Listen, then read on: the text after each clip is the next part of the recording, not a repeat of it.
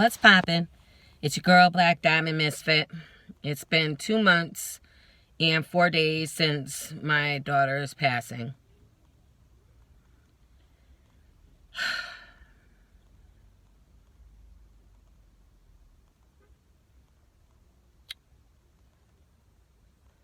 And I had to let y'all know it doesn't get easier. It doesn't get any, it doesn't.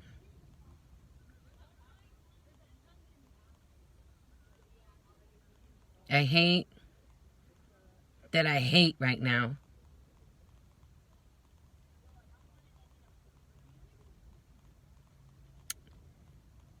But I talked to the detectives and hopefully they're going to tell me something what I need to hear.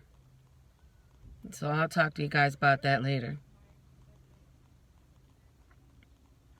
I have to let you guys know that I had a son and I buried him in 1997.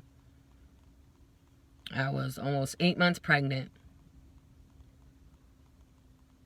And I was going through a lot of things. Family-wise and baby father-wise. And my body couldn't take it anymore. So it shut down. And I had a slow, my water broke. I had a slow leak. So I was in the hospital for nearly almost 2 months on IVs, with my feet up, trying to save the baby and everything. Now, mind you, I already had 3 kids at home. Four kids at home. And I was in the hospital for nearly 2 months with IVs and everything. But I'm going to try and make a long story short. I had the Bible in my hand and I prayed to God and I said, God, if baby James has to go with you, I will not be mad with you. I will not be mad at you. I won't curse you in the name of Jesus. I won't do that. Well, I had to go home because to watch my children. And that next day, my water just completely broke. And I had to go back. And my son was delivered. Now, mind you, my older son was with me. And he didn't want me to leave him until he didn't want to leave me. I was in the birthing room. And he was crying. He was like, no, Mommy, I don't want to leave you. I don't want to leave you. And I was like, Papa, you got to go. The nurses are going to watch you. And he knew I was pregnant. And I had the baby, but he was stillborn. He was alive all the way until I pushed him out. And so my son comes in. And he was like, where's my brother? Where's my brother? And I said, I'm sorry, Papa. You know, your brother's gone. And, after that, I never really got my son back the same how we were in the beginning. When it was, all of us and stuff. I never really got him back the same way. So I needed y'all to remember. I needed y'all to understand I buried a son in 97. And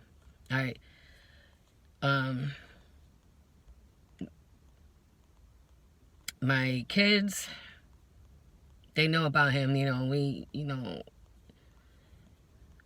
He's very rarely talked about because I guess, they're worried about me. But my second son, he has a tattoo of his birthday and on his arm or on his chest or somewhere and everything, and his name and everything. So, they definitely recognize my son.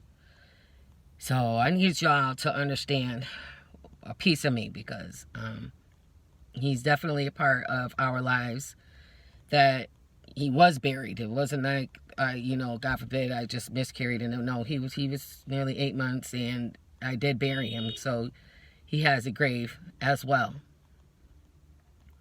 So another thing I wanted to let you guys know, before I started my YouTube, I was actually going to talk about, what I already talked about, me doing my DNA test and everything. But unfortunately, my daughter passed. So it's two things in one. So this is not what I'm talking about when I talk about my family or things like that. It's on my biological mother's side. It's not a bash you.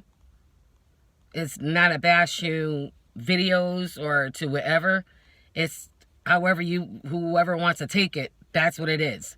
Okay? Because it's definitely not a bash you videos coming from me. Because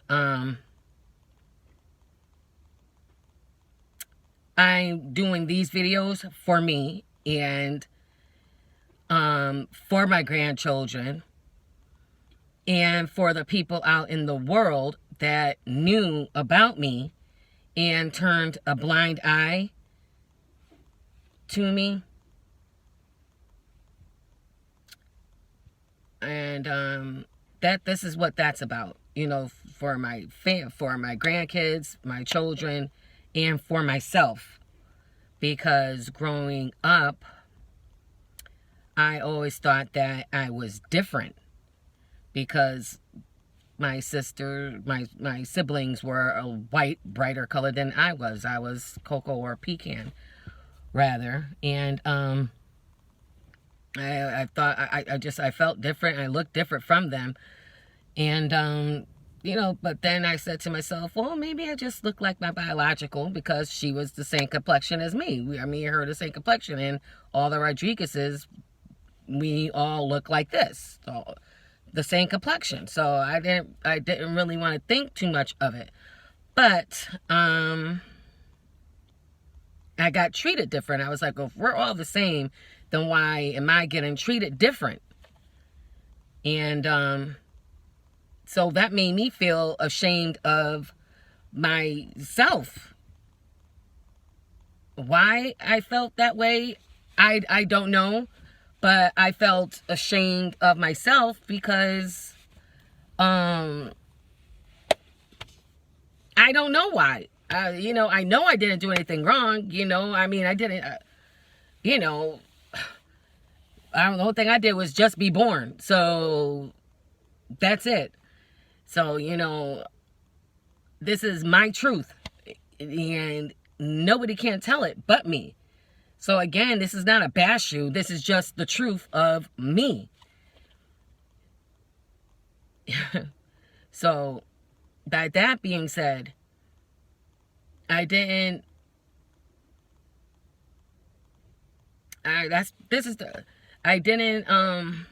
felt like, but mind you, I was a tough cookie. I was a tough, after you realizing that, okay, this is how it is, even when I had kids, my mentality was, I was just mad. Now I was just angry all the time. I was mad all the time. And yeah, I fought a lot. Even after I had my kids, I did. I'm not gonna lie, I did. I fought a lot. I never started the fights, but I've damn sure finished it. But I was tired, I was like, fuck it. And right now, I'm starting to feel the same way. I'm starting to feel like, fuck it. And it scares me because I prayed to God that years ago to take away the anger that I had, because it was scary. It was really scary. Because I didn't want to hurt nobody, and I didn't want nobody to hurt me. And so I prayed to God years ago to take away the anger that I had. And he did.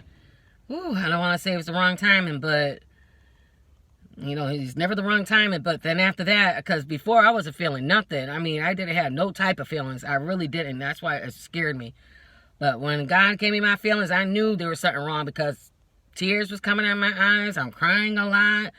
I'm feeling all sorts of emotions. And I was like, what is this? Like, this is not tears. Like, are you kidding me? Like, from there on in, you know,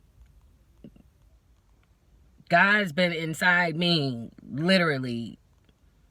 He's always been there with me in the name of Jesus, but he changed me. He changed me for the good. It took a minute because, like I said, I was hurt. I was hurt growing. I was a broken child. I was broken. I was broken.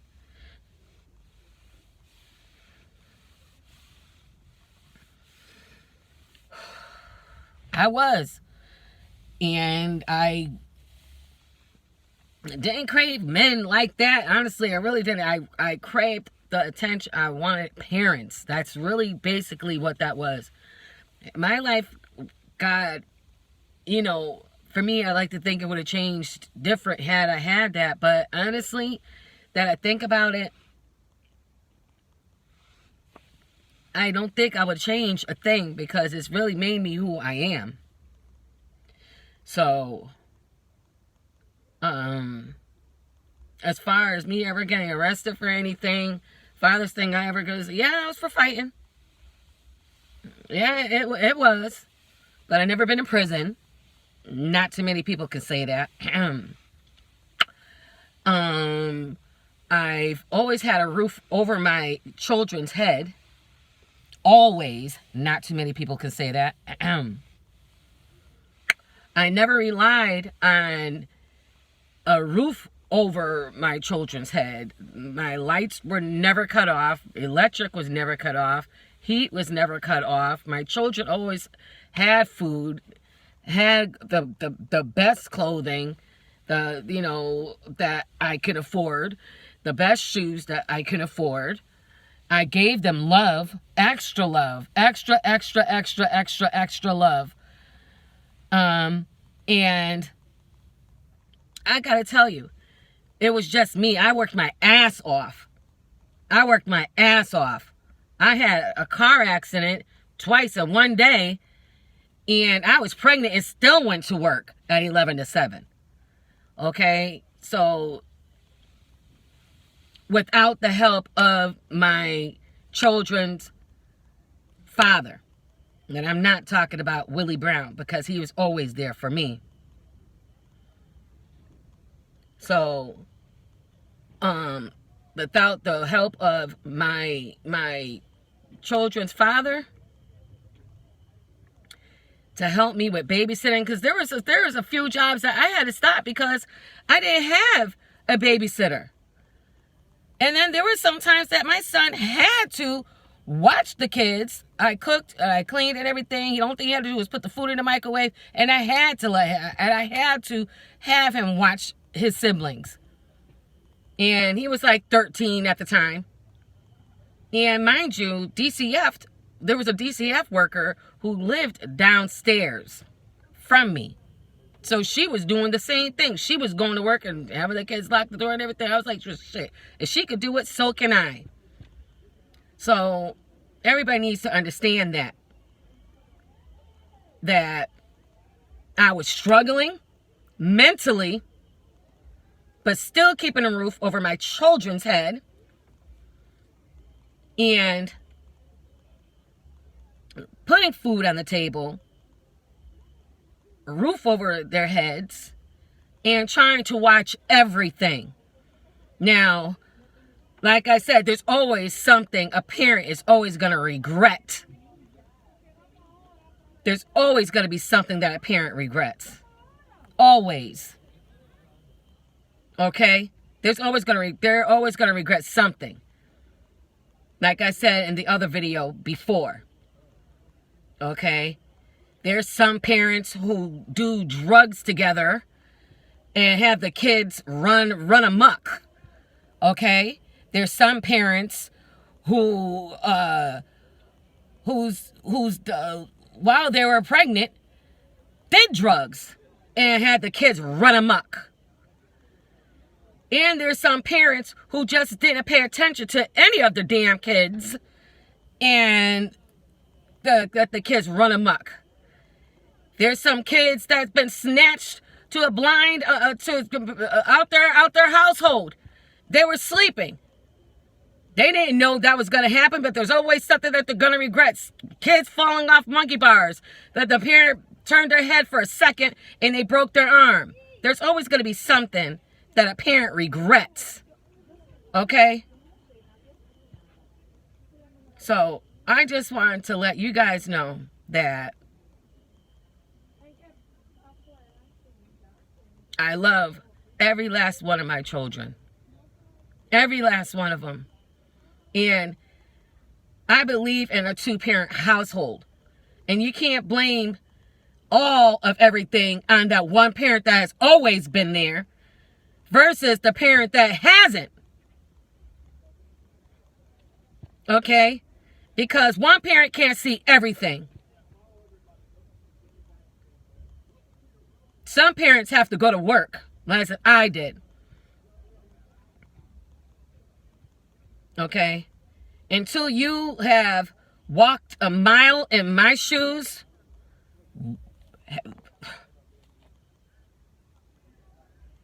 there's nothing that anybody can say to me. Because there's always going to be something that a parent regrets. So that's why I say this isn't a bash you videos for anybody. It's take it how it is, because this is the truth and it's my truth. That's it.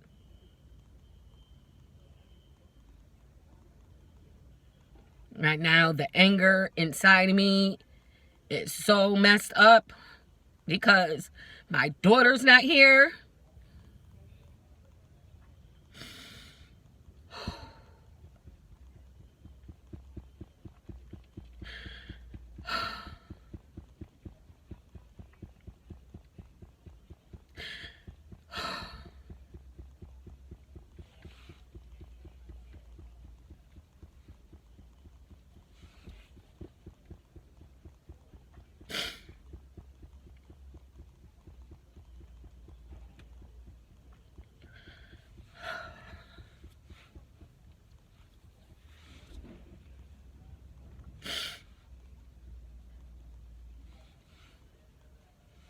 This is my truth.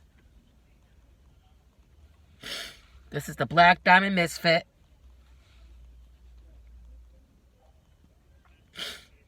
And this is my story, and I'm the only one that can tell it.